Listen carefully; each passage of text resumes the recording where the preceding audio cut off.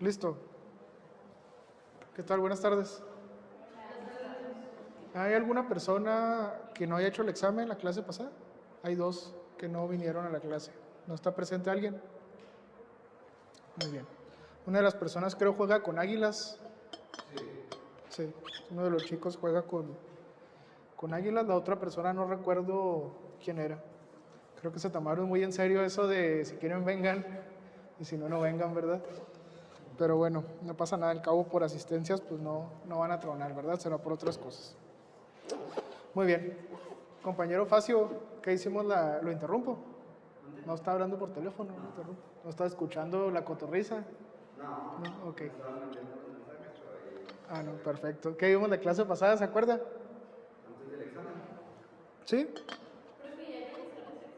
Sí, ya lo revisé, no pude con la ansiedad, ¿verdad, compañera? De no saber qué se sacó. ¿Cómo se llama? Ya se puede poner su nombrecito otra vez porque no me acuerdo. ¿Me recuerda su nombre, compañera? Ailín. Nomás por eso vamos a poner su examen hasta el último. Va a ser la última a la que se lo vamos a dar por andar de desesperada. Y qué bueno que lo puse al último. Acá está hasta atrás. No se crea. Bueno, aparte del examen, Facio.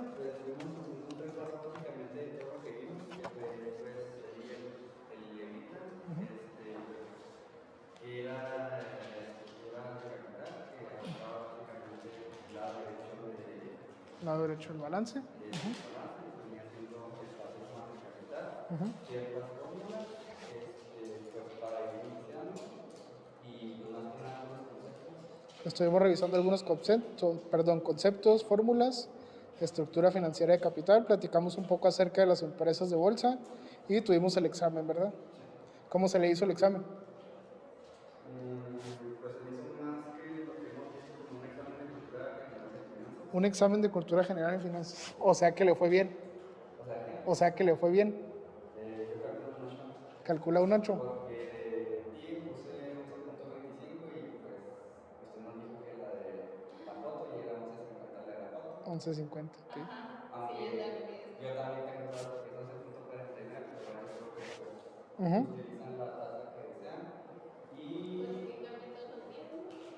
no, ya tenemos eso. Según las... Sí. Y la pregunta de verdadero y falso no la había entendido, la puse que era falso y era verdadero. Ya me di cuenta cuando salí del examen, porque no entendí la pregunta que se refería con si las notas fueran incluidas, pero ya que no puse los comentarios. Los comentarios que hace la persona que se encarga de estar revisando, no lo había entendido la pregunta y hasta que pues lo pegué. Sí, ese es importante, ese de las notas que menciona, porque esa clase de estados financieros, ¿es usted musulmana o algo así, Julieta? Tiene que apuntar hacia cierto punto cardinal su silla. Si me quiere dar la espalda, está bien, no pasa nada.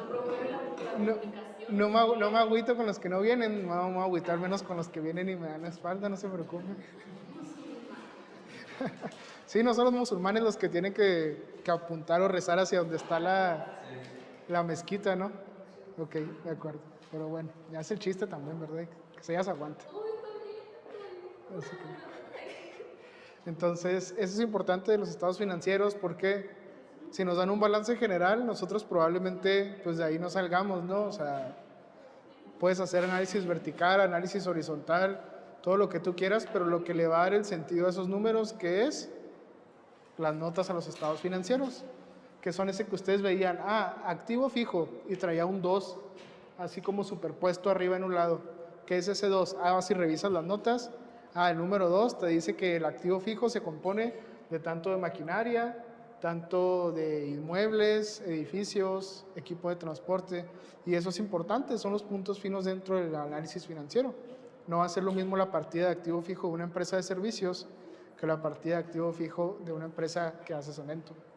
Entonces, eso es muy importante que ustedes vean esas notas. Ahí está la clase, ahí está la grabación. Esa es de un semestre pasado, fue la clase que no pude venir aquí presencial. Está un poquito feo el audio, pero se entiende de esa grabación. Si pueden, revísenlo porque esa parte de estados financieros es muy importante para todo lo que es su desarrollo como financieros. ¿Ok? Y pues bueno, eso es algo importante que platicamos, que venía el examen. Algo más que recuerden, el examen, ¿cómo se les hizo en términos generales? ¿Fácil, no fácil? ¿No? Sin comentarios, pues que todavía no se los doy, ¿verdad? Todavía no pueden decir nada. Capaz dice, estoy bien fácil y se sacó un 4. No queremos hablar de más. No hay que andar hablando de más, Escribí ¿verdad? fácil y luego un 6. Y luego que salimos con otra cosa. Ok, perfecto. Bueno, pues si gustan nos vamos repartiendo los exámenes. No me acuerdo si los puse del mayor al menor o al revés. No se crean. O sea, están creo como los entregaron nada más. Itzel, fue en el orden, casi estoy segura, a excepción del de Aileen que lo pusimos hasta el último por desesperada. Amy. Jacqueline, Jackie, ok. Joel. Efren. Son los de Gallopa, ¿verdad? Los que sientan allá. ¿O no? Karen.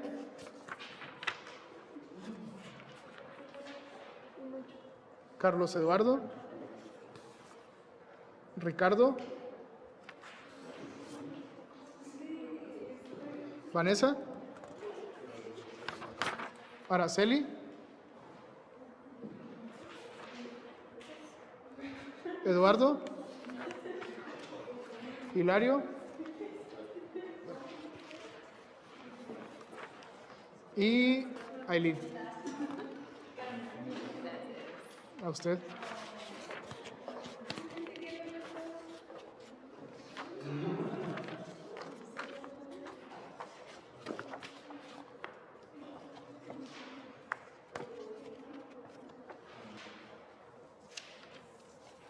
Bueno, como platicamos en sesiones pasadas, es muy importante la revisión del examen parcial. ¿Por qué? Porque estos van a ser los exámenes finales, ¿ok? Entonces ahorita lo vamos a revisar entre todos y obviamente la recomendación cuál va a ser, que tomen notas de lo que platiquemos, pero principalmente pues que corrijan si es que tienen alguna mal, ¿ok? También hay que contar los aciertos, ¿sí? Ya lo revisé, ya capturé la calificación en el Excel, me falta capturarla en el SEGA por las personas que no han presentado el examen. Les diría que puedo equivocarme, pero no me puedo equivocar. Me voy a equivocar, es un hecho. Entonces revisen sus aciertos, ¿ok? Porque mientras que lo haga una persona y no una máquina, va a haber errores, entonces puede ser que les haya puesto un acierto de menos, que creo que es lo que más les importa. También puede ser un acierto de más, ¿verdad? Que no creo que vengan y me digan. Pero cuéntenlos, debe de coincidir con el número que viene en la parte de arriba del examen, ¿ok? Muy bien. Eso, si gustan, lo revisamos al final. Si hay algún cambio, si alguien tiene una duda, al final de la clase se queda conmigo. Aunque ustedes tengan en el SEGA o en el papel una calificación, lo que importa es lo que yo tenga registrado en mi control en el Excel, porque es con lo que yo les calculo su calificación final, ¿de acuerdo? Entonces no se estresen por esa parte. Y vamos a empezar con la primera pregunta. ¿Cuáles son los 4 estados financieros básicos? Díganos un estado financiero, Julieta. Estado de resultados, sencillo. ¿Otro? Balance general. Balance general, fácil. Flujo efectivo. Flujo efectivo. Y el estado de cambio de capital. Mire, si se lo supo, le tocó el difícil. El último es el estado de cambios en el capital contable. O estado de variaciones y cambios en el capital, o estado de cambios en el capital. Ahí con que más o menos se dieran a entender, pues bueno, es más que suficiente, ¿no? Para esta ocasión. Muy bien. Y luego tenemos las notas a los estados financieros son parte integrante de los mismos. Vanessa, las notas a los estados financieros son parte integrante de los mismos, ¿sí o no? Es correcto, por lo tanto, esa pregunta es verdadero o falso. Verdadero. Ok. ¿Qué eran las notas a los estados financieros? Pues lo que les platiqué. Son anotaciones, texto que viene después de los estados financieros que nos explica cada uno de los rubros del mismo. Porque es muy difícil a veces una empresa gigantesca como lo es Cemex poner todos los tipos de activos que tiene en un balance general. Entonces pones activo fijo, que es el ejemplo que uso ahorita. Pues son estas cuentas, ya lo desglosas en la nota. ¿De acuerdo? O otra, efectivo y equivalentes de efectivo, que es una cuenta del activo corriente. ¿Qué puede ser esa cuenta? Dices tú, pues es efectivo, pues no pasa nada. Y no, resulta que un 10% es efectivo, otro 10% caja y el 80% restante son inversiones a 160 días o a 200 días, a X plazo, que para estar en activo corriente debe de ser menor a un año, como ustedes recordarán, es la clasificación. ¿Ok? Entonces ahí sí cambia ya el análisis financiero, o sea, no es lo mismo la cuenta de efectivo y equivalentes de efectivo que lo que te dice la nota. Pueden ser inversiones temporales en Suiza. Oye, que es temporal, pues ya te metes a revisar y eso te va a hablar mejor acerca de la liquidez que puede tener una empresa. ¿Sí? Pregunta número 3. Itzel, ¿qué significa cuando decimos que una acción es muy bursátil? Que se compra y vende mucho. Exactamente. Esa es la explicación más sencilla, ¿no? Una acción que tiene bursatilidad constantemente se está comprando y vendiendo dentro del mercado. ¿Hasta aquí todo bien? Ok. Muy bien. Después, mencione el ticket de su emisora. Jackie, ¿qué era el ticket?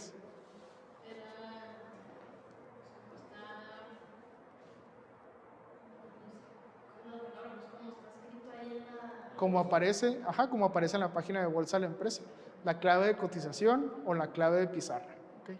Entonces es ese código como está escrito que nos dice Jackie o como aparece en la página de bolsa.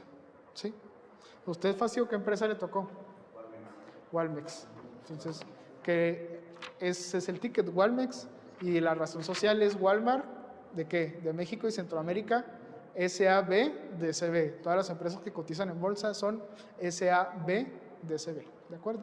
Sociedad Anónima Bursátil de Capital Variable.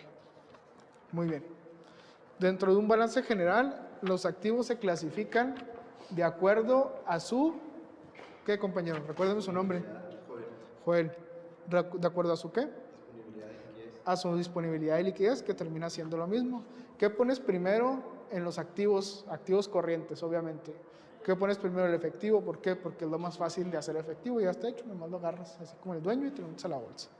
Después la caja, después bancos, después inversiones temporales, según sea la liquidez del instrumento. Valor nominal de los CETES, compañera Solís. No, nada.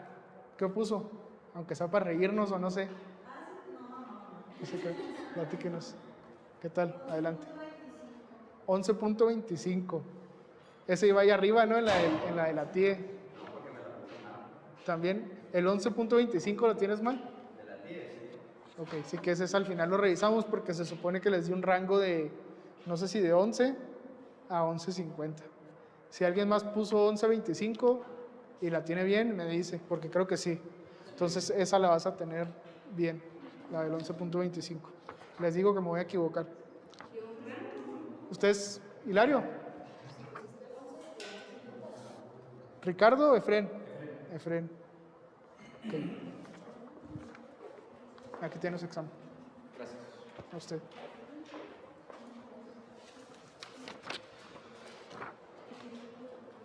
Entonces, Solís, ¿no sabe? No, hable un poquito más fuerte, por favor. Hable un poquito más fuerte, por favor. ¿Ok? ¿Usted hizo su cuenta de CETES? Sí. ¿No ha invertido? No. Por medio de CETES nosotros le prestamos dinero al gobierno, ¿está de acuerdo? Ok. Entonces, los CETES es un título que se llama bono cupón cero o que opera a descuento. ¿Qué significa esto? Usted le presta al gobierno una cantidad y el gobierno le va a devolver una cantidad un poco mayor, ¿no? Porque es una inversión, a menos de que sea el Banco Central de Japón, que hay deflación, creo que ya no, pero había deflación y te daban menos si tenías guardado tu dinero. Pero bueno, eso es otro tema. Entonces, siempre hay un valor el que el gobierno te va a regresar. Tú le vas a prestar 9 pesos y el gobierno te va a regresar. Tú le vas a prestar 9.5 pesos y el gobierno te va a regresar. No se acuerda cuál es ese valor. Siempre te regresan lo mismo por cada título. ¿No? ¿Alguien que se acuerde? 10 pesos, el valor nominal. ¿Cómo?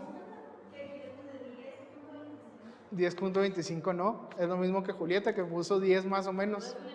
Sí, no, o sea, el valor nominal es el valor nominal, ¿no?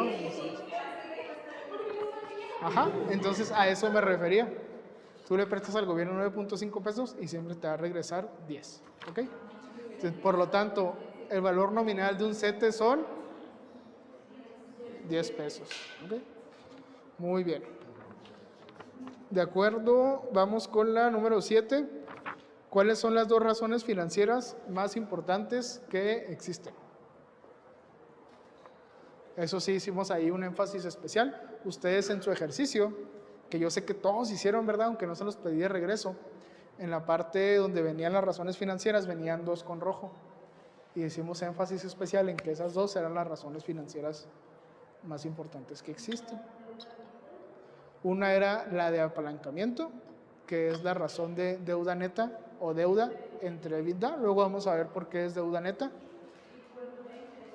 Y cobertura de intereses, que cobertura de intereses es al revés, es EBITDA entre intereses. ¿Ok? En la primera, ¿qué es lo que dividimos? La deuda entre el EBITDA. Y esto hace mucho sentido, lo vamos a ver cuando tengamos la clase de apalancamiento. Lo que tú debes entre tu capacidad de generación de flujo. O sea, si ustedes logran entender eso, el por qué se hace, pues ya están del otro lado. Y la otra es, ¿cuántas veces puedo cubrir mis intereses con mi capacidad de generación de flujo? Porque al banco sí le interesa el capital que se lo pagues, pero principalmente los intereses, que es la ganancia. El capital ya lo tienen amarrado por medio de un pagaré, por medio de una factura, de un vehículo, si son ustedes, de un inmueble. Entonces, esas dos allá afuera son las razones financieras más importantes que existen. ¿Ok? Siguiente pregunta, Julieta, la lee, por favor. Número de empresas listadas en la Bolsa Mexicana de Valores. Número de empresas listadas en la bolsa. ¿Se la sacó bien o mal? Bien, ¿cuántas puso? 150. El rango iba más o menos ahí de 140 a 150. ¿Ok? Ahorita deben de ser 143 según las que están suspendidas la cotización o las que se están dando de baja. Hay algunas que se están deslistando. Próximamente otras, guiño, guiño. Entonces, alrededor de 150 empresas. Siguiente pregunta, Jackie, la lee, por favor. ¿Qué es la estructura financiera de capital? ¿Qué es la estructura financiera de capital? ¿Alguien que se la haya sacado mal esa pregunta? ¿No? ¿Alguien sí se la sacó mal? Todos pusimos lo mismo. Todos pusieron lo mismo. La clase que da el profe, que no me acuerdo su nombre, que estoy tomando este semestre. Ok. Por ahí me dijeron, profe, ¿lo puedo dibujar? Y pues sí, dibújalo, o sea, como Dios le da a entender, ¿no? Al final del día, pues esto se trata de eso, sin ponerle más o menos, ¿verdad? Cuando se trata de cosas exactas, y hacían ustedes el dibujito del recuadro, estructura financiera de capital, lado derecho del balance, ¿ok? Hubo quien puso, no, pues es la relación que existe entre el pasivo y el capital de la empresa. Ah, pues también. Es lo que te dice cómo está financiada una empresa, si con más deuda o con más capital. Ah, pues también está bien. Ahí quería ver más o menos cómo masticaban el concepto, ¿ok? Y por último, ¿qué es el EBITDA? Respuesta así lo más sencillo que podíamos poner, ¿qué es? En la del EBITDA. Ah, esa está muy complicada. Ahí voy para allá, ahí voy para allá. La más sencilla. La utilidad bruta menos No, tacha. la utilidad antes. ¿Qué no me sacó 10? Es que no Para puse quitarse. eso. No puse eso. Pues por eso, lo más sencillo, lo más sencillo. Utilidad de operación. Impuestos e intereses. Ajá, exactamente. Es lo mismo que utilidad de operación más depreciación y amortización. O sea, es como la vía rápida. Esa es como la vía rápida, ¿ok? La otra, la que nos iba a decir usted, ¿cuál era? Ya se le olvidó. Ujú. Entonces, ¿cuál sería? Ah, es una medida de rentabilidad, la cual se centra, digo, no tiene que escribirla así completo, ¿no? La cual se centra en la capacidad de generación de flujo de la empresa por sus actividades operativas. O sea, en pocas palabras, nos dice la capacidad de generación de flujo por hacer a lo que se dedica. Pero entonces sí mide la rentabilidad de la empresa. ¿Sí mide qué? La rentabilidad de la empresa. Sí mide la rentabilidad de una empresa, que es lo que puso usted, me imagino. ¿No? Porque hubo mucha gente que sí puso eso y se la puse mal, si no me equivoco. Ahí sí me interesa que sepan que es o la definición, utilidad antes, como nos decía la compañera, ¿cómo se llama? Se me olvidó su nombre ya. Amy. O poner utilidad de operación más depreciación y amortización, o poner es una medida de capacidad de generación de flujo de la empresa por hacer a lo que se dedica, o es lo que nos dice la capacidad de generación de flujo de una empresa por su core business o algo por el estilo, ¿sí? Ahí sí me interesaba que pusieran el concepto como que un poquito más aterrizado. Porque una medida de rentabilidad también es el margen de utilidad neta, también es la utilidad de operación sola. Muy bien, porque creo que ahí sí algunos la tuvieron mal. Y pues bueno, esas fueron las 10 preguntas del examen en sí. Hubo ahí 2 extras. Esas 2 extras, la última, que era, mencione el nombre de él o la gobernador o gobernadora del Banco de México. ¿Alguien se la sacó bien? ¿No? Hubo una persona que sí, que probablemente, no sé si no vino. Sí, acá está. Fue la persona que no vino y se la sacó bien. Hilario. ¿Alguien sabe qué es el Banco de México? ¿Alguien sabe qué es el Banco de México?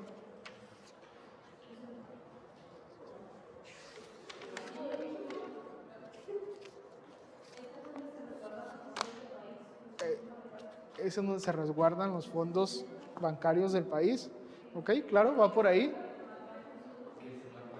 Los demás bancos. Pues el Banco Central del país. Es el Banco Central. La mayoría de los países que no son repúblicas tan bananeras, tenemos un Banco Central. Ese Banco Central es el que principalmente se encarga de 2 cosas, pero principalmente una. La función del Banco de México, ¿cuál es? Mantener la inflación en los límites. Exactamente, controlar la inflación. ¿Ok? ¿Por medio de qué? Por medio de la política monetaria. Esto es bien importante porque es la parte que ustedes deben de conectar de adentro de su empresa con lo que está fuera de la empresa. ¿Ok? Al final del día las finanzas son eso. Las finanzas juegan en 2 canchas.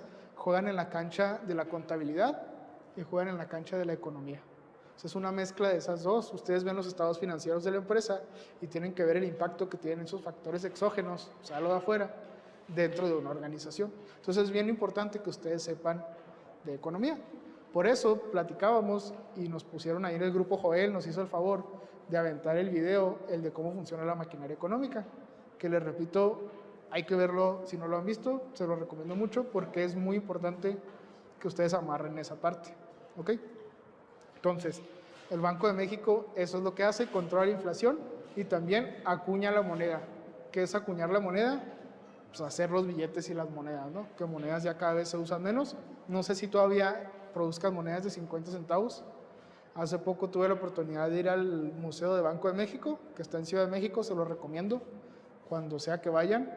Está muy interesante, es gratis y ahí te explican parte del proceso, te abren la bóveda y puedes entrar a la bóveda del Banco de México, que el Banco de México surgió como una decisión de Banamex. ¿El que es Citibanamex? Era el Banco Nacional de México. Se hizo una decisión. Una decisión es cuando una empresa se separa en 2 o más partes y puede sobrevivir alguna de esas 2. Eso es de derecho mercantil. Entonces estaba Banamex, se escindió y se hizo el Banco de México como Banco Central. Todos los países tienen un Banco Central. El de Estados Unidos es la Reserva Federal, ¿sí? Y son los que ponen la tasa objetivo. Y esa tasa objetivo va relacionada a qué otra tasa? A TA y los CETES, ¿ok? Al final del día, como hemos visto en algunas sesiones y en algunas presentaciones que tienen ustedes de mercado de valores, hay una de bolsa precisamente en la que ustedes pueden ver eso. El dinero termina siendo un bien como cualquier otro. O sea, es como naranjas, como sillas, como cualquier otro bien que se comercializa y se rige por la mayor de las leyes económicas, que es la ley de la oferta y la demanda, exactamente. O sea, eso es lo más importante. ¿Y por qué es esto? La economía, así todo lo que ustedes vieron en micro y macro, en un resumen, ¿de qué trata? Se trata la economía única y exclusivamente sobre las decisiones de las personas. De eso se trata la economía, por más raro que parezca. Entonces las decisiones de esas personas hacen que los bienes, que los precios de los bienes y los productos suban o bajen de acuerdo a la oferta y la demanda. ¿Y qué tiene que ver esto con la tasa de interés? ¿Qué tiene que ver eso con ese 11.50% que es el valor de la TIE en este momento? Cuando es temporada de naranjas, ¿hay muchas o pocas naranjas? Muchas.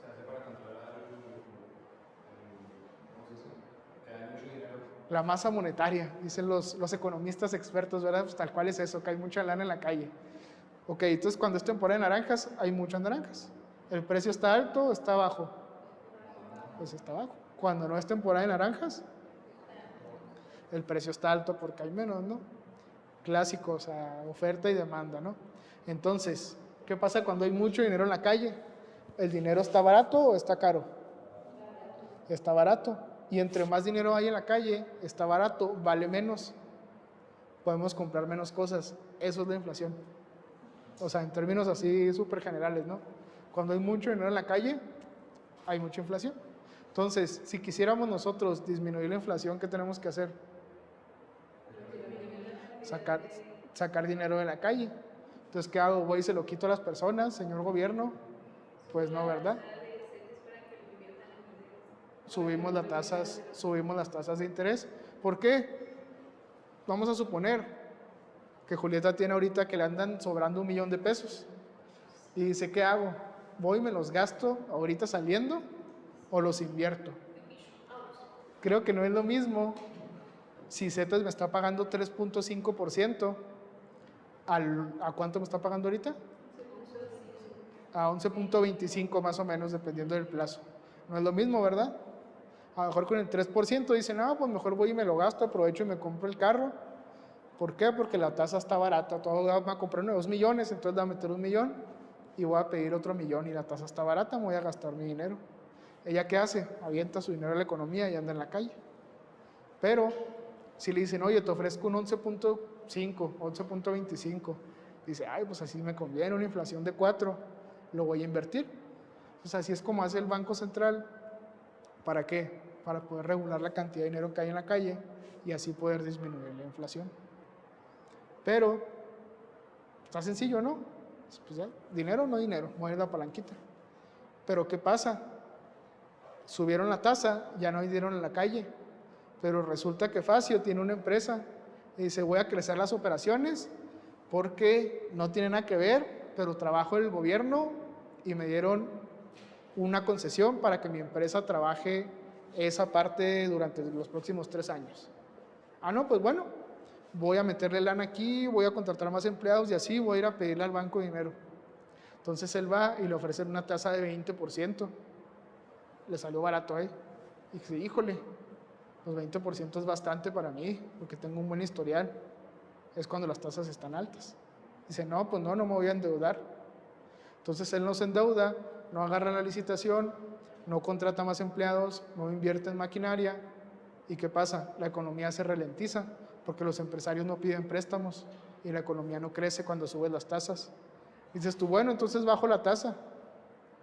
¿Qué dice Julieta? Me gasto mi dinero en la calle y hay inflación. Entonces, ¿qué prefieres? ¿Que haya inflación o desaceleración económica? ¿Inflación? Un equilibrio, ¿no? Pues es buscar eso. Si yo supiera la respuesta a eso, no estaría aquí dando clases, estaría en el lugar de quién, del gobernador del Banco de México. ¿Nadie ha tenido tiempo ni de googlearlo ahorita? ¿Es una mujer? Victoria Rodríguez Ceja. Ok, la primera mujer como presidenta del Banco Central. Eso es como que a grandes rasgos lo que hace el Banco de México y es muy importante entender principalmente esos factores. La tasa de interés impacta muchísimo en las empresas porque va directamente relacionado al costo del financiamiento, ¿sí? Y ese costo de financiamiento se ve reflejado en la estructura financiera de capital de la empresa, en ese lado derecho del balance. ¿Por qué? Porque va a depender el cómo estén las tasas, el costo que tengas y cómo te vas a financiar. Ah, está barata la deuda, voy a pedir más deuda, voy a pedir menos, ¿ok? Entonces, es uno de esos factores, con eso se relaciona. Y es más importante que nosotros lo tengamos bien identificado. Hasta aquí todo en orden, ¿no? Son temas de economía, micro y macroeconomía. Y dentro de esos riesgos del mercado, hay un tema muy interesante. También ustedes pueden observar dentro de sus clases que algo que también afecta mucho a las empresas, que es obviamente el tipo de cambio, ¿sí? Y también el cambio de tipo nos va a pegar el siguiente año. ¿Cuál es el cambio de tipo? Pues el que esté en Palacio, que va a ser un tipo por una tipa. Eso ya lo platicamos la clase pasada. Entonces, el tipo de cambio, por ejemplo, en cuanto a las empresas, ¿cómo nos pega? En Interceramic, el 60% del costo está referenciado a dólares del costo de producción. En una maquiladora, los ingresos están completamente relacionados. Los ingresos están completamente dolarizados, ¿ok? Su economía también en parte está directamente relacionada al tipo de cambio y más por el hecho de que estamos pegados a Estados Unidos. Una vez en una entrevista le preguntaron, un coreano le dijo a un mexicano que qué darían al que está en el consulado, se me fue el nombre, ¿cómo se llama? Al embajador de México en Corea. Le dijeron los coreanos, oiga, ¿qué daría Corea por tener 1 kilómetro de frontera nada más con Estados Unidos? 1 kilómetro. Y le dijo el canciller mexicano, otra vez se me fue, el embajador, le dijo el embajador, ¿qué daría México también por tener 1 kilómetro de frontera con Estados Unidos? Pero nada más uno, no todo lo que tenemos. Lo único peor que ser enemigo de Estados Unidos es ser amigo de Estados Unidos. Pero al final del día ellos han sido los que han rebotado nuestra economía desde los 90s, gracias a un señor que se llamaba Carlos Salinas de Gortari, que ustedes sabrán un poco de historia, ¿no? Lo que llevaron, él fue el que llevó a cabo el Tratado de Libre Comercio. ¿Has visto unos dulces que se llaman lunetas? ¿Sí? ¿Saben por qué existen? Porque antes no había M&M's en México, no podía haber M&M's. Estaba la sustitución de importaciones. Si se podía hacer algo en México, no lo podías importar. Por eso existe el Carlos V, porque no había Hershey's. Los que traían eran de trampita. Entonces antes la economía de México estaba cerrada. Por eso sí muchas cosas que ustedes me la versión pirata, ¿no? Pues era lo que había. Pregúntenle a sus papás, a sus tíos, a sus abuelos. ¿Cómo? Tipo Cuba, ajá, exactamente, su propio refresco y cosas así, más que ese es un caso completamente extremo en Cuba. Peñafiel, había un refresco que se llama Pato Pascual y cosas así. Pero bueno, Pato Pascual se llama el refresco. Sí. Aquí también hay una refresquera que creo que es local, Elite, no sé si la hayan visto. Muy buenos no consumo refrescos, pero muy, muy buenos esos refrescos. Entonces siempre estamos nosotros muy pegados a la economía de Estados Unidos y nosotros aquí en México y luego en el norte de México, imagínense la gente que vive en Juárez, o sea, pues es una misma amalgama El Paso y Juárez, o sea, en El Paso nadie habla inglés, o sea, la mayoría hablan español. Entonces los temas cambiarios son muy representativos, ¿sí? Y ya entrando directamente en materia, ¿qué estrategias tengo yo como empresa Interceramic si mi costo de producción está 60% ligado al tipo de cambio para protegerme? ¿Qué pueden hacer las empresas para protegerse del tipo de cambio? O bueno, ¿por qué me quisiera yo proteger del tipo de cambio? Por la subida, ¿no? No es lo mismo a 17 que a 25 que llegó a estar. Entonces, ¿cómo me puedo proteger yo de eso? Con derivados, instrumentos derivados, me suena. ¿Alguien? Hay una clase, ¿no? Así que, ¿qué se llama? Sí, en instrumentos derivados nos enseñan que se hace un cobertura, pero son diferentes que te respetan el tipo de cambio hasta los cambios. Ok. Levante su manita o lo que gusten las personas que ya han llevado la clase de instrumentos derivados o la estén llevando. Ok, ya somos, de hecho, más bien quién no la está llevando, ¿no? Ya todos la están llevando o la llevaron. La llevan con María de la Luz, con Luis Enrique, con Palicio. ¿Palicio ya no la da? Palicio. El profesor Palicio.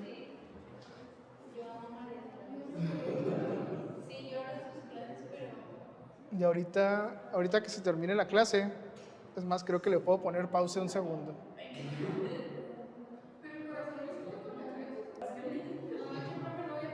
Y listo. Entonces, sí, instrumentos Instrumentos derivados. Ella es una muy buena maestra. Los demás que he mencionado no tengo la dicha de conocerlos, Modubi también. Pero María de la Luz es una excelente, excelente maestra. Muchos cuestionan su método, que es muy exigente, pero de que aprendes, aprendes. Entonces, lo que vamos a ver en esta sesión es esa parte de cómo nosotros podemos adecuar los derivados a estos temas de la clase o en qué nos pueden servir. Porque una cosa es lo teórico, ¿no? Que es un derivado sintético.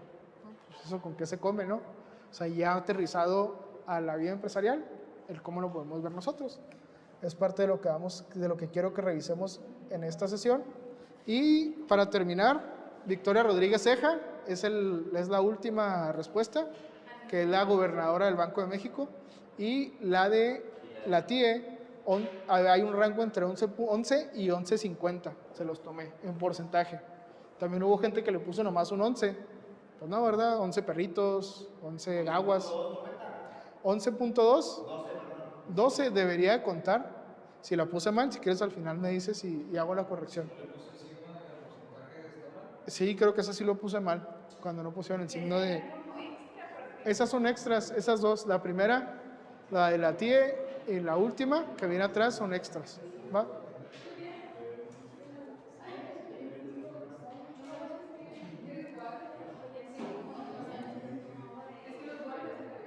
Profe, entonces en la 10 si yo le puse el porcentaje estaba mal, Se supone que sí. pero si puse el 11.25 aún así. No, pues no. Si no está el porcentaje, está mal. Si pusiste 11.25%, sí te la debería poner bien.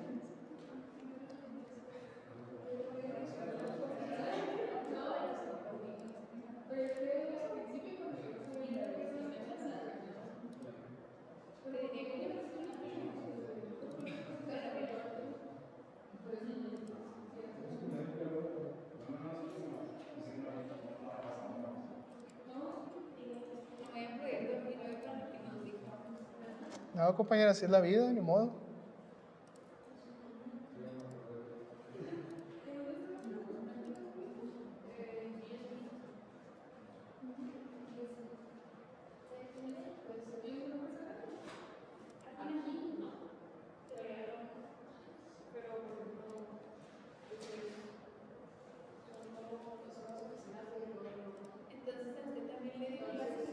A mí sí, también me dio clase.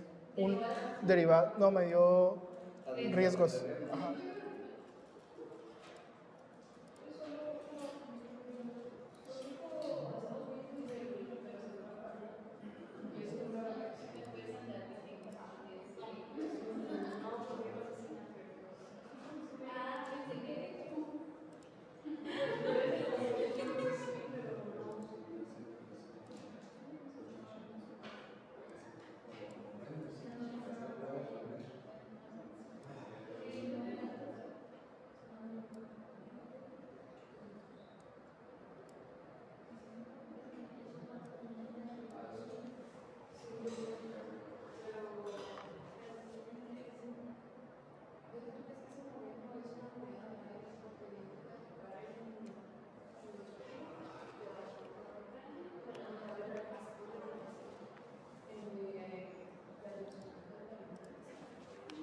Listo.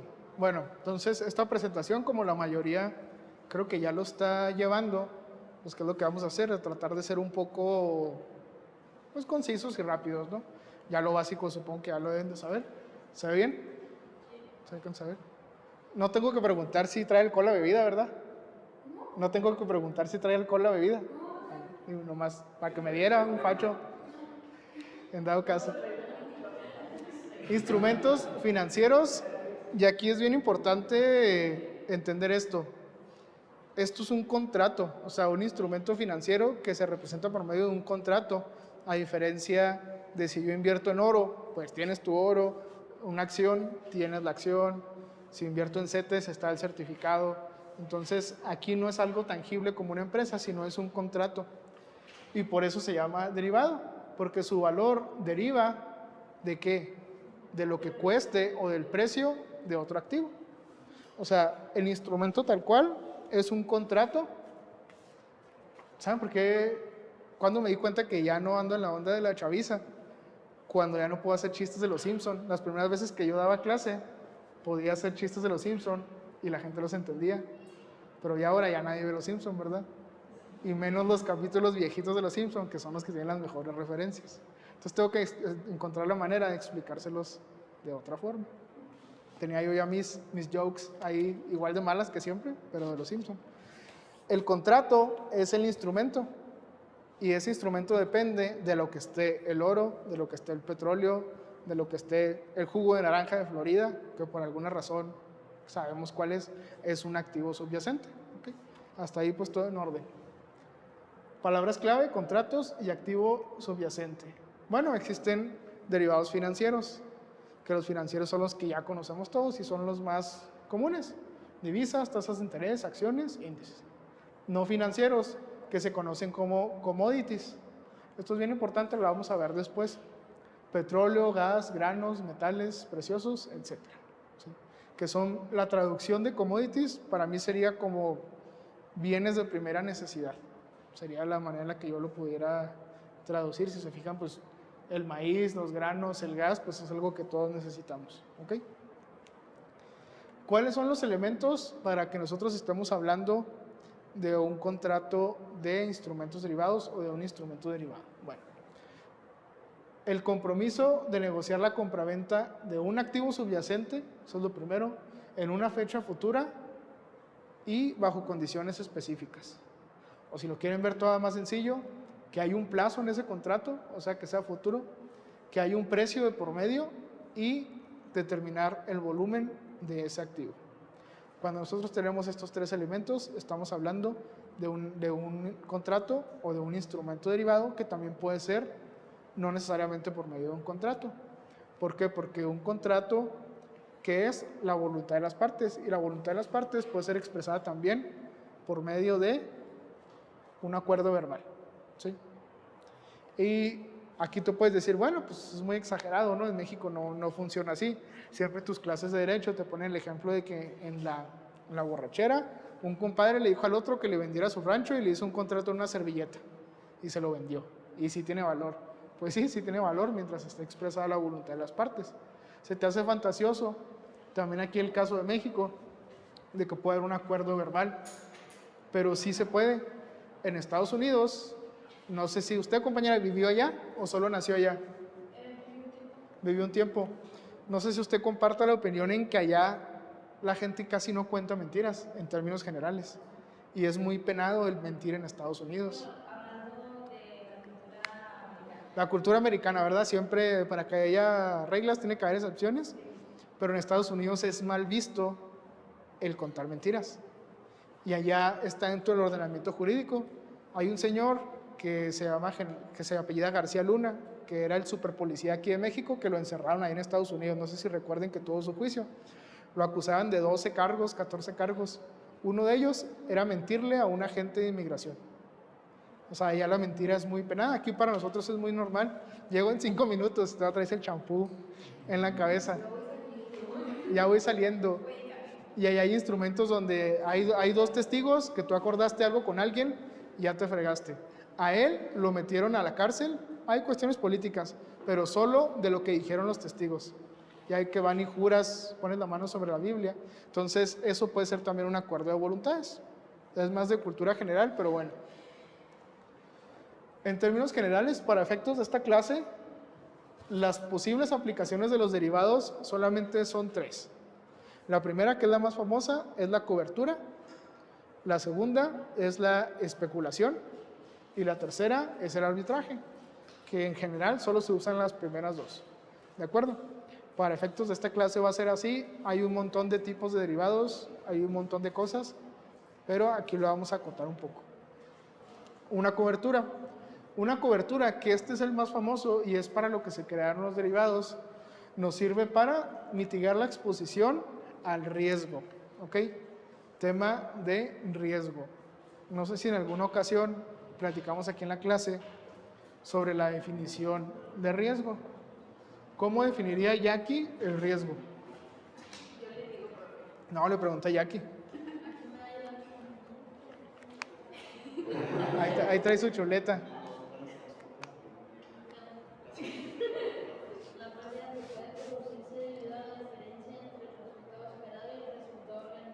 No, está muy larga esa, está muy complicada, ¿eh? Por eso mejor lo que le naciera a usted en vez de andar.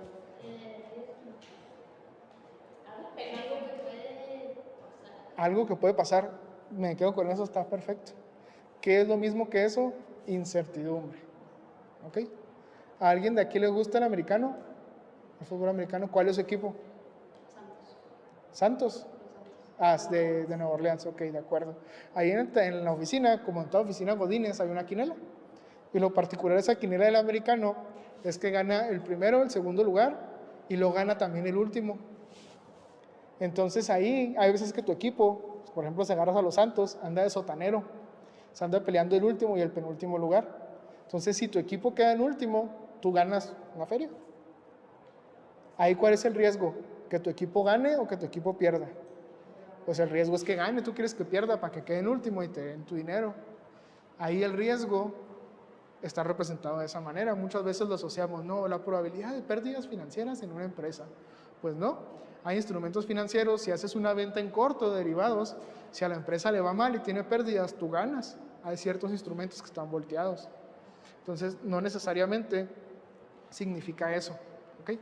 El riesgo, hay que quitarnos eso para efectos de esta clase y hay que ponernos el de la incertidumbre, el de la volatilidad, el no saber qué es lo que va a pasar, no la probabilidad de perder. Porque si tú supieras que vas a perder, pues tienes la capacidad en teoría de poder ajustar.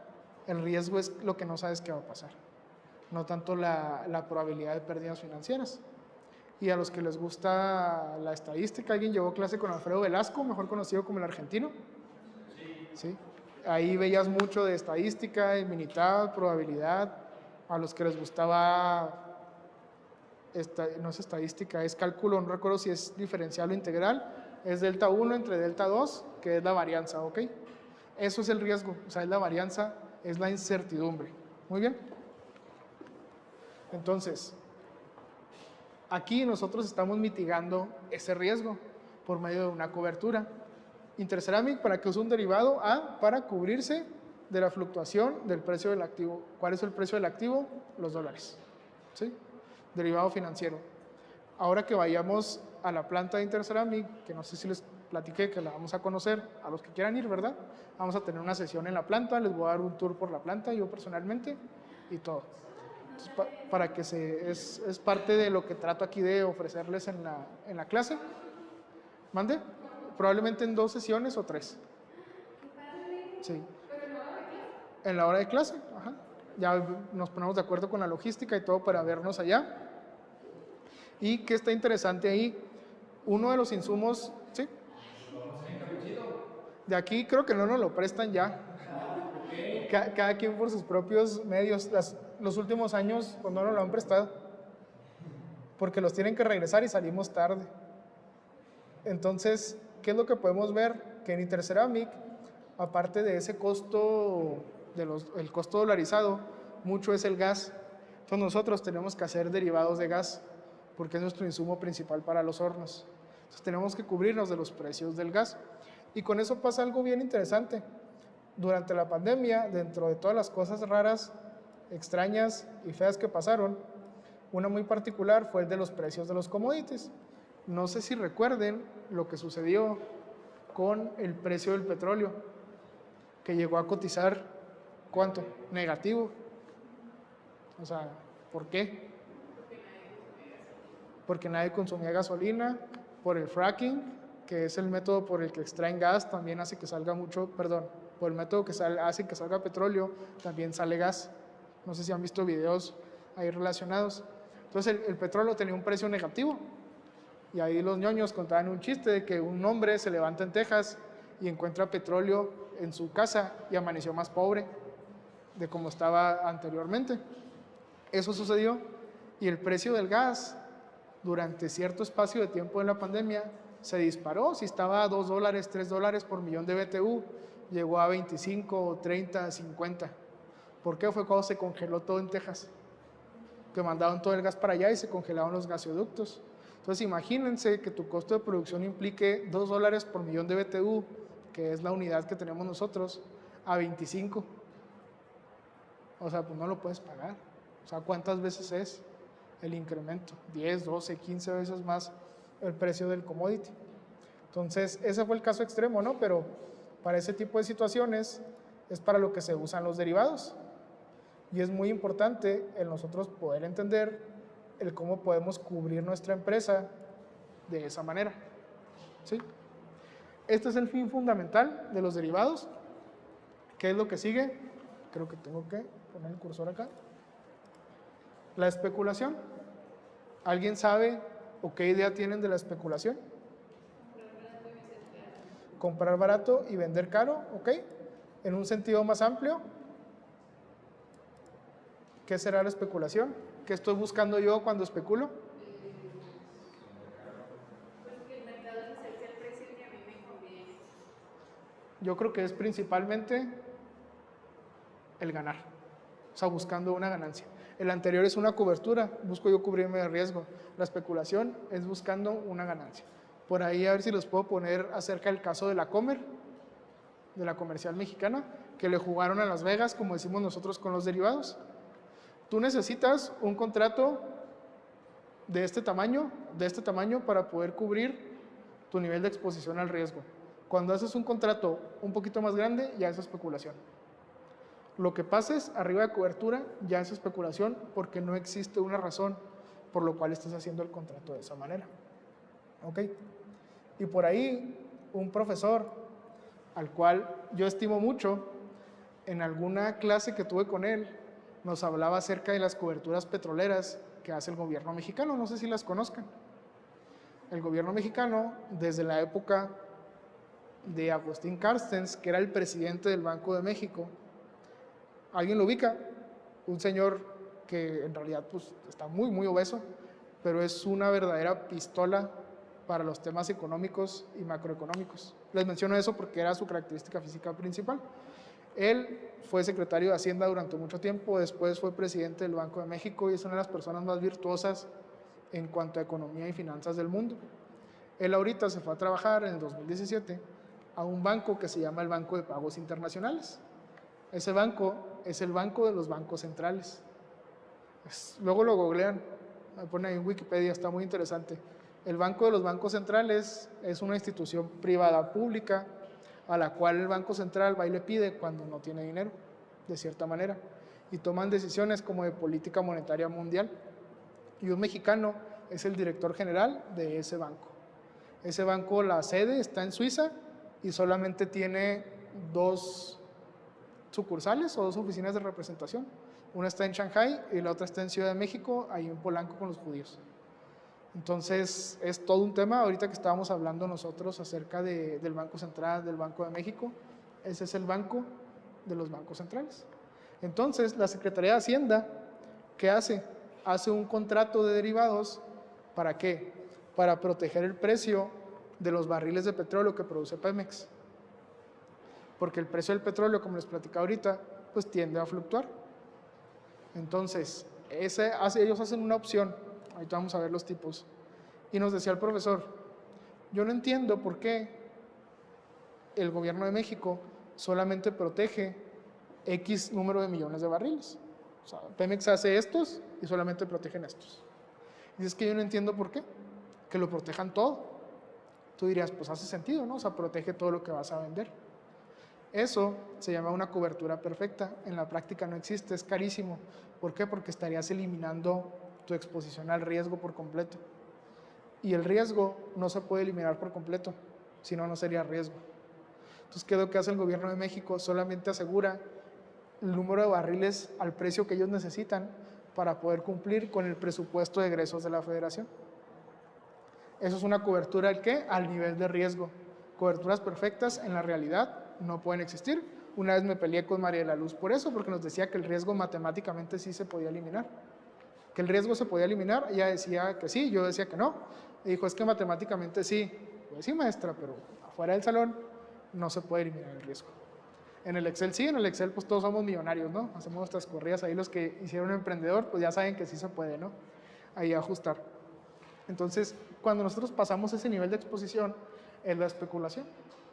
En una empresa decente, el consejo de administración tiene que aprobar el uso de estos instrumentos, porque son muy apalancados y las pérdidas pueden ser muy grandes. ¿De acuerdo? ¿Hasta aquí todo en orden? Muy bien.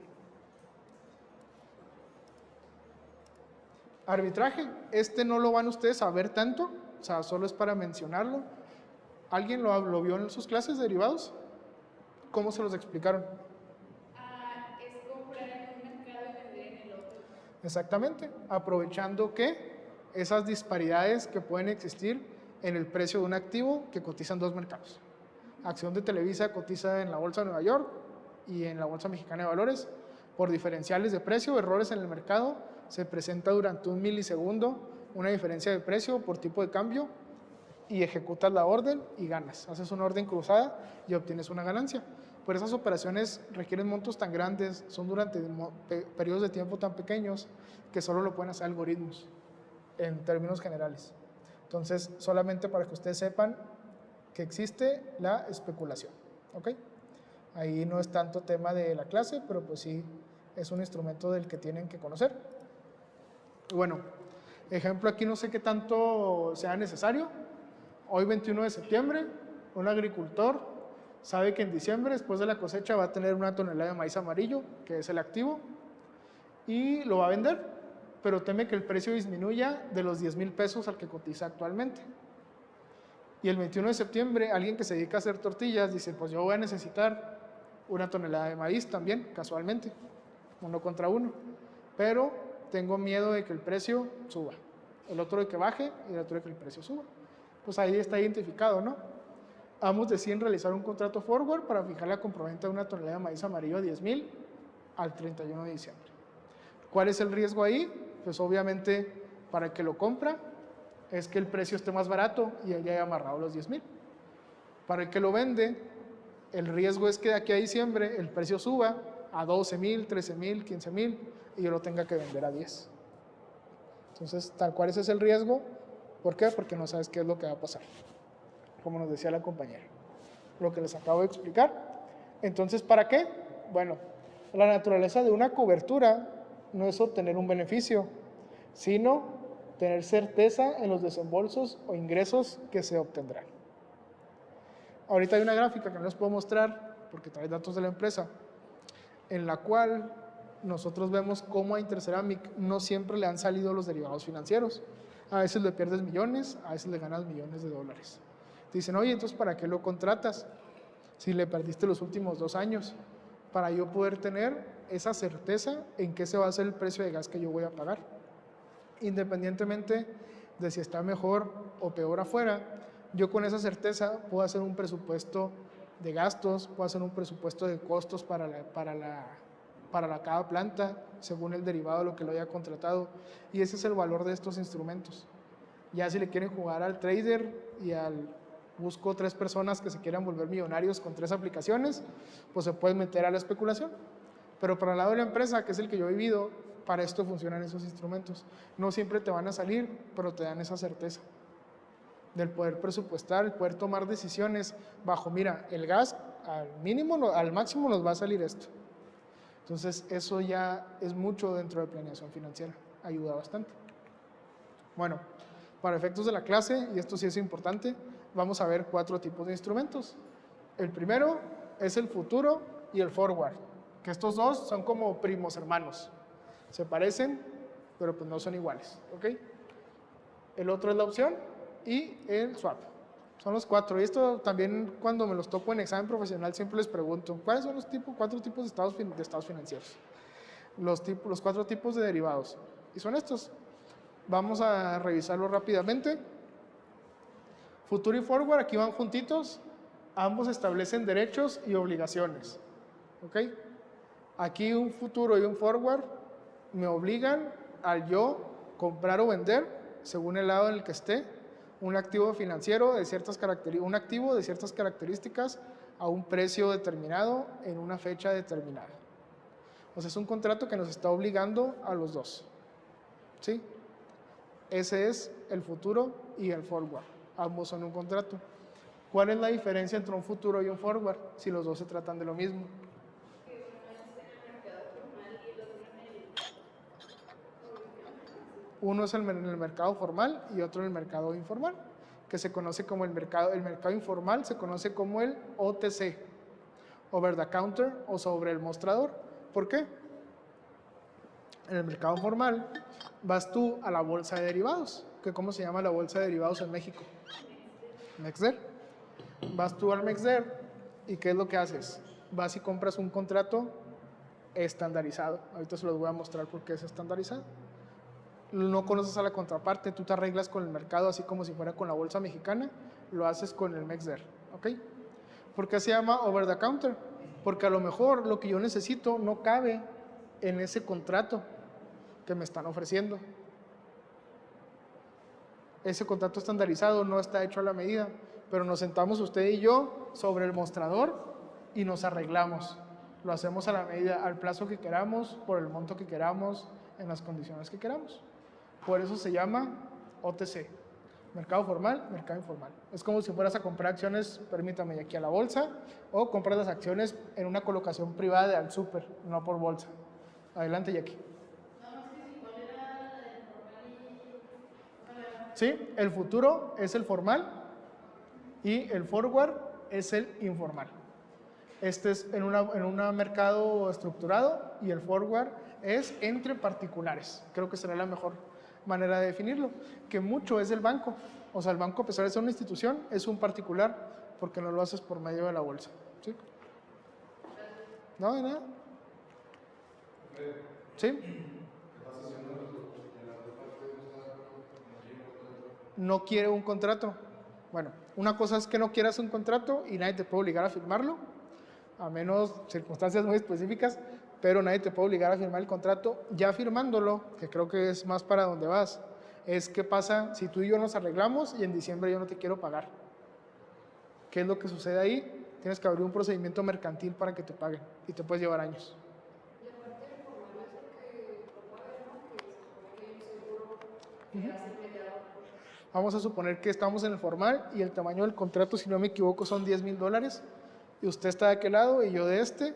Aquí el proyector es el intermediario. Yo no voy a saber que usted fue la que me prestó. La que me va a pagar es el intermediario. Si usted no paga, el intermediario le cobra a usted. Y existe la cámara de compensación en la que diariamente tienes que estar liquidando según los cambios. Pero es lo que promueve el mercado formal, que ahí no hay pérdidas, no hay un riesgo de pérdida, porque te va a responder el mercado. En el otro, ese es el riesgo, que a lo mejor no me quieran pagar. ¿Y ahí qué haces? Pues es lo mismo, ¿no? Si usted me presta 10,000 pesos y no le quiero pagar, ¿qué es lo que hace? Pues ahí me cobra, ¿no? Y si no le quiero pagar, pues me demanda. Y así. Entonces ahí es el principal riesgo en los instrumentos informales, el riesgo de crédito, ¿ok? De pago, exactamente. Bueno, esquema de un forward, OTC, aquí está, tal cual lo que me estaba preguntando, comprador, vendedor, pactan directamente y existe el riesgo de incumplimiento, ¿sí? Las pérdidas y ganancias se liquidan al vencimiento, o sea, ya hasta el final, y es un contrato legal entre particulares. En el mercado estandarizado, aquí estoy yo, acá está Julieta, y este es el mercado, es con el que nos vamos a arreglar, con la cámara de compensación, que es Asigna, se llama aquí en México, en el MEXDER, que es el mercado de derivados, como ustedes saben, que es una empresa de las de Grupo Bolsa Mexicana de Valores. ¿Sí? Bueno, Futuro y Forward, opción, ¿qué es? Te da el derecho, sin estar obligado, ¿a qué? A comprar o vender un activo específico en una fecha determinada a un precio determinado. Los otros son contratos que te obligan. En este caso, tú tienes la opción, ¿ok? En el caso del maíz, perdón, ¿qué sería el equivalente?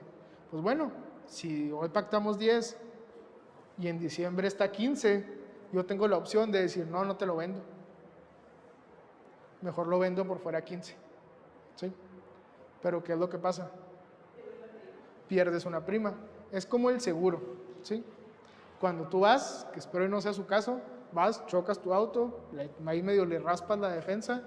¿Qué es lo que te da el seguro? Te da la opción de yo seguro te lo arreglo, pero págame la prima. Es lo mismo. O sea, acá yo te lo vendo, pero págame la prima. Tú decides si me lo compras o no, pero tienes que pagar esa prima.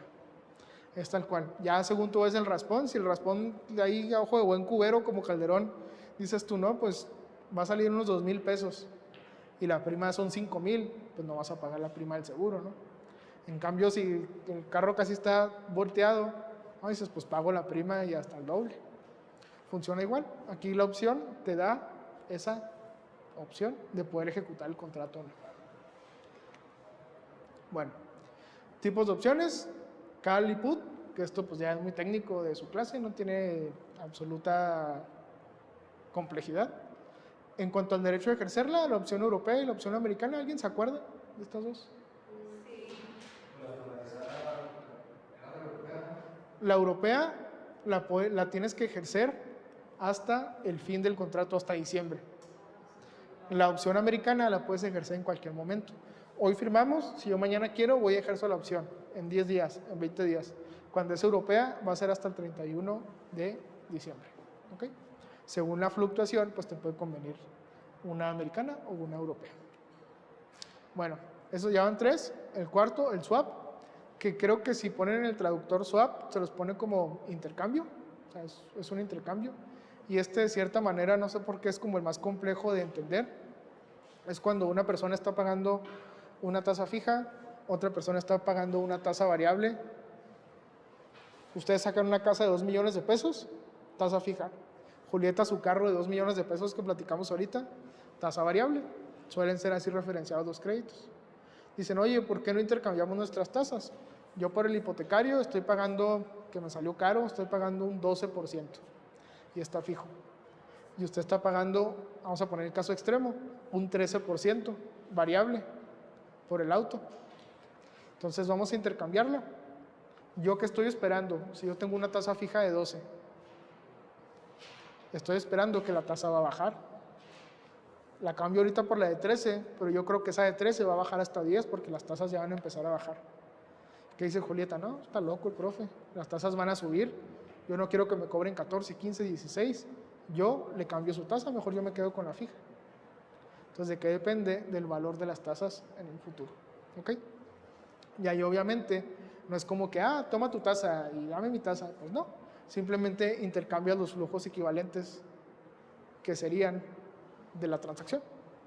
Lo que yo hubiera pagado con la tasa fija versus lo que tú hubieras pagado con la tasa variable, el que gane le paga al otro. Y así. Algo bien importante es que estas operaciones son suma cero. Si yo compré la acción de Bafar cuando estaba a 40 pesos y ahorita está a 111, pues yo gané y ya no. O sea, ya no hay nada, ¿no? Pero en cambio, si yo pierdo 10,000 pesos con ese trato, Julieta va a ganar 10,000 pesos. La suma siempre va a ser cero. Es bien importante entender que en estas hay una contraparte a diferencia de otros instrumentos o otros tipos de inversión. Muy bien. Bueno, como les decía, no me entregas la tasa, no te doy tu tasa. En la mayoría de los casos, ¿qué es lo que sucede? Tampoco se entrega el producto. O sea, no te vas a delivery, es lo que se conoce técnicamente. O sea, no voy a ir yo a pagarte la diferencia, a llevarte el maíz amarillo.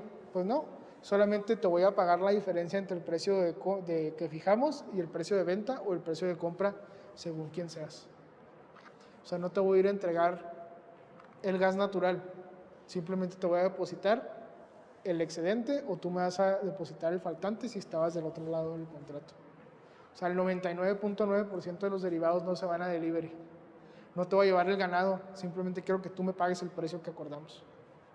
¿De acuerdo? Para poder proteger tu nivel de exposición al riesgo. ¿Sí? Hasta aquí todo en orden. Y esta es la presentación. Traigo un par de gráficas más para ver en este momento. ¿No? Puede retirarse con toda confianza. Sin agravio, mi mejor amiga dice, la puerta mide 1.20. ¿Cómo es feo? No se crea. Mire. No lo gritan grosero. No es una grosería. No se sabe lo demás del dicho. Deme un momento. Pues porque pregunta. Se me hace más grosero no querer estar, compañera. Y mucho día. Déjame proyecto este aquí.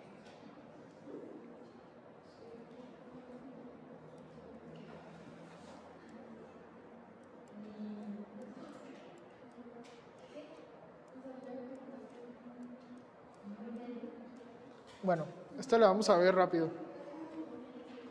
Y como tiene muchas ganas de irse, ayúdenme, siéntese ahí, ayúdenme a moverle a la presentación. Por favor.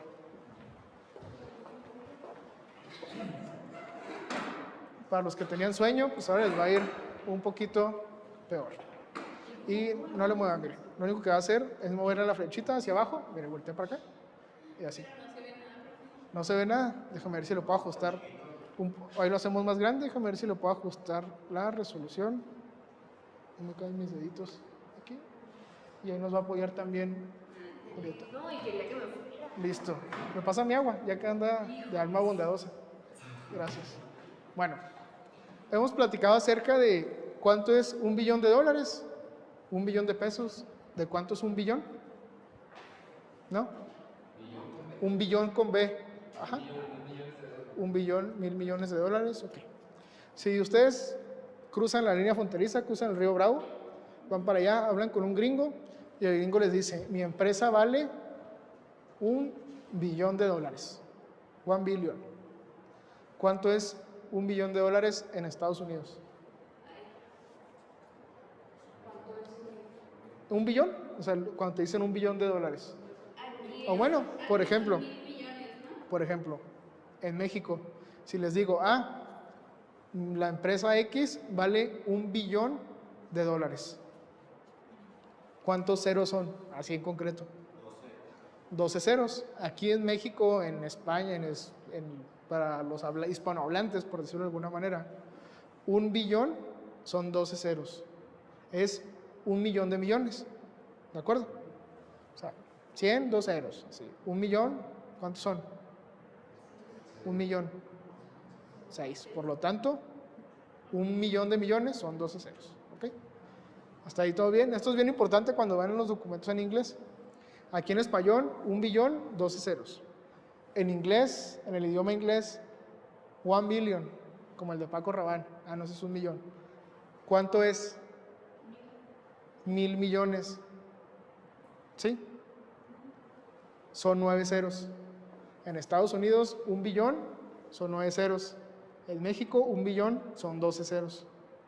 ¿De acuerdo? Porque van a ver los documentos. Tiene un market cap, una capitalización de mercado de 12 billones. Esos 12 billones, 2 billones, son 2.000 millones. No es 1 millón de millones como aquí. Si les pasó de largo o de plano no me estoy explicando, en Estados Unidos son 9 ceros, aquí en México son 12 ceros. ¿Sí? ¿Le quedó claro, Julieta? Muy bien. Cada cuadrito de estos que vemos aquí, como el que está arriba, por donde está la manita, un cuadrito son 100 billones. Está en inglés. ¿Cuánto es el equivalente de esos 100 billones? 9.000 millones. No, 100.000 millones. 100.000 millones, exactamente. ¿Okay? Y es nomás igual. Apple, su capitalización ya es 1 trillón. En inglés, pues es 1 billón de nosotros. ¿Okay? Solamente para que lo consideren. Vamos a ver el valor de los diferentes activos. Aquí regularmente siempre les hago la dinámica de que cada quien escoja un activo. El Facio escoge todo el dinero. Lo Jackie escoge todo el valor de todas las acciones que existen en el mundo. Y así. Pero como traemos apuro, le vamos a dar rápido. No se puede matar un perro, ¿verdad? Una vez. Que ya se vuelve uno mataperros. Bueno, el valor, que es bueno, Sam Bankman fue el que hizo una estafa hace poco con Bitcoin. Bueno, con Bitcoin, con una criptomoneda, no sé si lo recuerden. Solamente lo ponen de referencia, esto es de 2022. Algo un poco más ilustrativo es el valor de los equipos de deportes profesionales de Estados Unidos. En su conjunto valen 340.000 millones de dólares. No pasa nada. ¿Se acuerdan por qué le dije que usara las flechitas? No. Ahí está. No pasa nada, oiga. Ándale. Un poquito más grande porque sí, estamos medio cegatones, yo también. Ándale, ahí está. La que vale más es la NFL. ¿Okay? Después NBA, MLL y ya las que siguen. Lo puede volver a hacer grande, por favor, pero no tanto. O pequeño, mejor dicho. Las criptomonedas, al día de hoy, en 2022, 760 billones, 760.000 millones de dólares. ¿Qué pudiera ser mayor que eso? Ahí era cuando estaba en su apogeo la guerra, ponen el Producto Interno Bruto, que es el GDP de Rusia contra Ucrania. Después comparamos el gasto militar de Estados Unidos, China y todos los demás. Por eso Estados Unidos es el policía del mundo, ¿no? Por todo ese gasto que hace. Las monedas, que es el circulante en Estados Unidos, de la Unión Europea, China, Japón. El oro, esto está interesante, yo no me lo había cuestionado hasta entonces, que por ejemplo la mayoría del oro que existe está en joyas y es una manera de inversión. Después las bars, que si no me equivoco son los lingotes, y las monedas, que es también de la manera en la que puedes invertir. Lo que está guardado en los bancos centrales, que nosotros sabemos que desde hace mucho tiempo ya no existe el patrón oro. Antes las monedas o los billetes estaban respaldados por el oro. Ahora porque están respaldados. Eso se acabó desde los 60s. Por la, pues como la imagen, ¿no? La solidez La solidez. del gobierno. El dinero que tenemos nosotros se llama dinero fiduciario, porque se basa en la fe que nosotros tenemos al gobierno y en realidad al país. O sea, el dinero ya no vale por el oro que tiene, el antes está respaldado en oro, ya no es así. O sea, ahora es por la fe que tú le tienes. ¿Usted le tiene fe a Venezuela? No. Pues no. ¿Usted le tiene fe a Argentina con el greñudo que los va a gobernar? Pues no, ¿verdad? Entonces eso hace que la moneda no valga, es un dinero fiduciario. ¿Y alguien sabe cómo se hace el dinero? Ahora que entramos mucho con esto de bancas centrales. El papel moneda lo hace el Banco de México, correcto. Pero ¿cómo se hace el dinero? La mayoría del dinero, ¿alguien tiene idea de cómo se hace? De eso se trata nuestra carrera. ¿Cómo se hace? ¿Dónde se crea el dinero? ¿Se qué? Ahorita vamos a ver que como el 7 o 8% del dinero es impreso, la mayoría es digital. ¿Quién crea el dinero aparte de los bancos centrales? Nosotros, la sociedad, pues van por ahí, lo que eran los bancos particulares. Existe algo que se llama la reserva fraccionaria. Luego pongan la reserva fraccionaria en YouTube y les va a aparecer un videito de un señor jugando ajedrez y van a decir, ¿cómo demonios puede ser esto así? O sea, el banco, cuando tú vas y pides un crédito, en ese momento que hacen el que teclean, en ese momento crea el dinero Bancomer. Así se crea. No lo hace el Banco Central, ni la mínima parte del dinero. El dinero lo hacen los bancos privados por medio de la reserva fraccionaria. Te pueden prestar, dependiendo del país, entre un 5 y 15% de lo que tienen guardado. Entonces, el banco te presta dinero a ti, lo crea, y luego tú vas y lo metes al banco, y por ese dinero que metiste, el banco puede prestar otro por ciento afuera. Así se crea la lana. Le doy un poquito para abajo.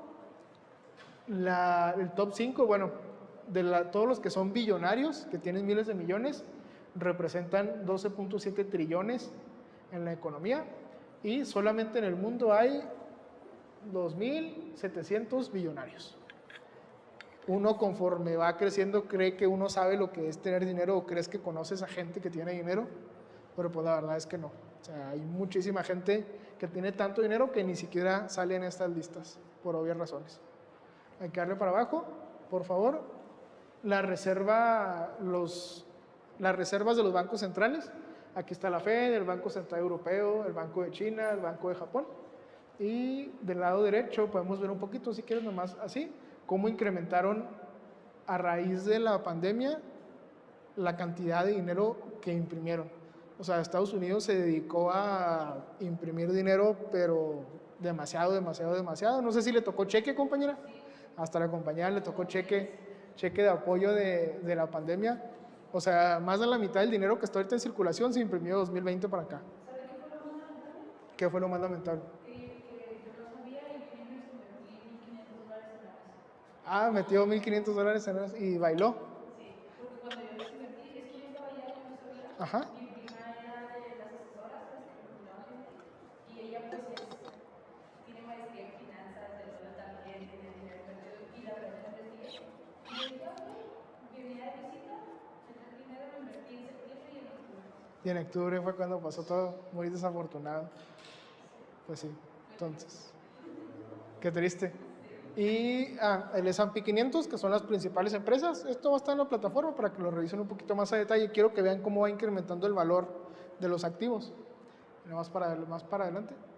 El Producto Interno Bruto ya va a alcanzar China, Estados Unidos, pero el mercado pues todavía no. Un poco más. El dinero que existe en total en el mundo, que estamos hablando de 48 más, 50 más 80, ¿cuánto es? 130 billones de nosotros de dólares. Ajá. Está en inglés el trillón, entonces te bajas uno para traducirlo a español, exactamente. Entonces es la cantidad de dinero que existe, pero ¿qué puede ser más que la cantidad de dinero que existe? El valor de los mercados. Ahí está, principalmente la bolsa de Nueva York y el Nasdaq. O sea, vean, no le hace ni cosquillas la bolsa de Shanghái. O sea, Estados Unidos es y va a seguir siendo el principal mercado financiero del mundo. Y otras bolsas, la de México ni siquiera pinta ahí. A andar como en el 0.5% nuestra ¿ciento qué era? ¿Empresas que cotizan? 150 empresas. Muy bien. ¿Qué puede ser más que el valor de los mercados financieros? La deuda global. Esta es la deuda, la primera es la de las corporaciones, la de las empresas. La segunda es la de los gobiernos, sector financiero, que son los bancos. Y la que va a aparecer abajo en verdecito es la de las personas, las de nosotros. ¿Qué puede valer más que la deuda que existe en el mundo? El real estate. ¿Alguien sabe qué es el real estate? Pues Las bienes raíces. ¿Por qué valen tanto los terrenos? Como dicen los tíos, pues porque Diosito ya no los hace, ¿verdad? Están limitados, entonces por eso cada vez su precio incrementa. De toda la tierra que existe en el mundo, alrededor del 80% se emplea para residencial, o sea, para vivir. Le damos para abajo. Un poquito más. Agricultura el 10% y comercial el otro 10%. Bueno, ¿qué puede ser más? Pues la riqueza global. La riqueza global, estamos hablando de 466 billones de nosotros. Ahí te lanzo unos datos acerca de la riqueza por persona en Estados Unidos y Canadá. Y bueno, ¿qué puede ser más? ¿Qué puede valer más? Vamos a pararnos ahí. Que la riqueza, donde se terminan esos. ¿Qué puede ser más que la riqueza que existe en el mundo? ¿Qué puede valer más? O sea, si ya es todo. Spoiler. Spoiler. Dale para abajo. El valor de los derivados. Es el activo que más vale. ¿Qué es un derivado?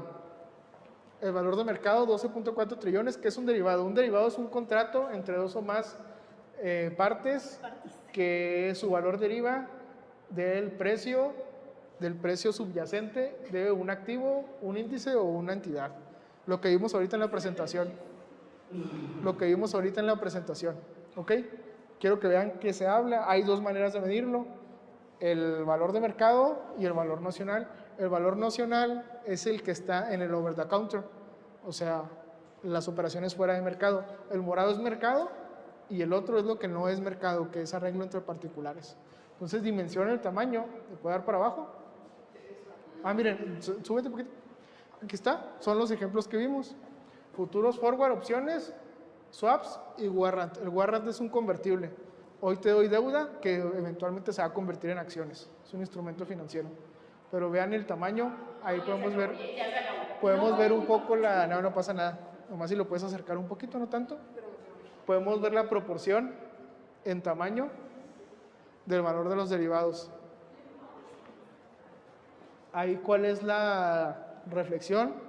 Pues bueno, ahí está el dinero. ¿Ok? En todos lados menos en México. Pero ahí le vaya aquí. El peso es una de las monedas más operadas en derivados. O sea, sí hay muchas operaciones del peso, de las monedas de, ¿cómo le dicen a las repúblicas bananeras? De países emergentes. De las monedas de países emergentes, el peso es una de las más operadas en el mundo y hay un mercado de derivados aquí en México desarrollado y hay muchas empresas que contratan derivados sin estar en bolsa, sin ser gigantescas o por otro tipo de operaciones, y considero que es una gran oportunidad de mercado para ustedes. Aquí no la pueden desarrollar tanto. Sí, no, está la ganadería, está la minería, están los industriales, las maquiladoras que usan derivados. Nosotros no tanto, tendrían que irse a otro lado, pero los derivados están presentes en todos lados. O sea, la compañera hizo un derivado cuando le invirtió en Aras, $1,500, es un activo, fecha determinada, tipo de cambio. Le pides a tu tío que te traiga un Xbox en diciembre Eso es un derivado, porque él viene, él va a querer pesos, él va a querer pesos por los dólares y va a ser a lo que está en ese momento, no a lo que está ahorita. Puedes pactar o no. Inclusive en Interceramic, en Frontera, nosotros tuvimos que cotizar en dólares y la cotización tuvo una vigencia de 15 días. Si en esos 15 días sube o baja el tipo de cambio, pues ya está fijo lo que vas a pagar. Entonces ahí hay un derivado implícito. Están presentes en muchas áreas. Yo creo que es donde hay más dinero y también en temas de banca de inversión. La banca de inversión son empresas que se dedican a fusiones y adquisiciones, que se llevan un porcentaje. Ahí están los mejores sueldos para financieros, no en casas de bolsa, sino en banca de inversión. Muy bien. Entonces, hay un par de temas que será de la siguiente sesión, porque ahora sí ya me está matando. Aquí Julieta ya se quiere ir, Itzel ya parece, han ido a gobierno a las 2:40 de la tarde. Ya tienen la bolsa así en el mostrador y ya no te atienden. No se creas, broma. Entonces, ¿ya nos vamos? ¿Alguna duda, alguna pregunta, algún comentario? ¿Cuándo vamos a ir a la exposición? Yo creo que en 2 o 3 sesiones. Yo les aviso mínimo, una semana antes para que vayan consiguiendo zapatos cerrados y vayan con el cabello agarrado. Eso es lo principal, pero ya lo platicamos. ¿Ok? ¿Qué tipo de zapatos cerrados? Eso es bueno, no tenis, zapatos cerrados, así como los que trae aquí, botas, no sé, que no sean tacones ni tenis. ¿Sí? Porque si no les van a prestar unos así bien extraños para que anden ahí en la planta. ¿Sale? Entonces, bueno, derivados pues no es un tema central de la clase, pero es algo que debemos de conocer, sí o sí. Tenemos de traer esas bases porque es algo que impacta directamente en las empresas y en los costos. ¿Sale? Nos vemos en la siguiente clase. Hasta luego. Listo. Gracias, qué amable. Hasta luego.